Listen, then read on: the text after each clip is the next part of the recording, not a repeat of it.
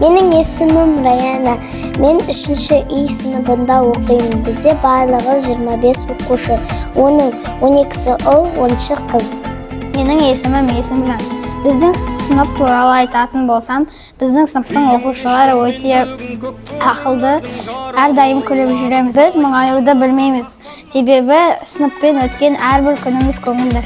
Біз мектепте тек білім ғана емес, дұрыс тәрбие алуды, қоғамда өзімізді дұрыс ұстауды үйренеміз.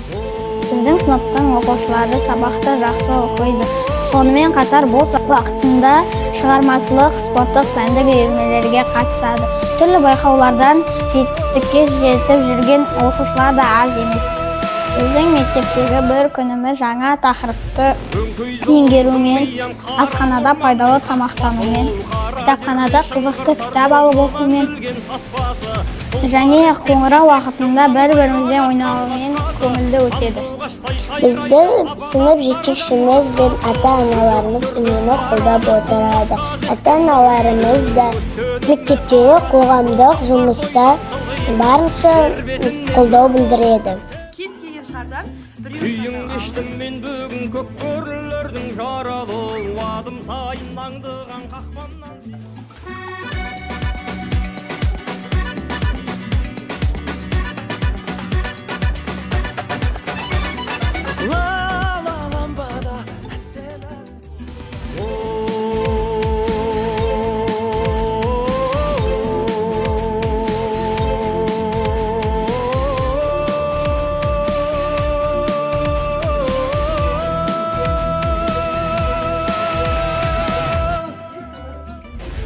Өңкөй зұлым зымиян қара орманның қақпасы, қара жерде шыңғыртар жонынан тілген таспасы, тұлпар етпес есекті маңдайға жаққан қасқасы, сандуғаштай сайрайды абадандардан басқасы.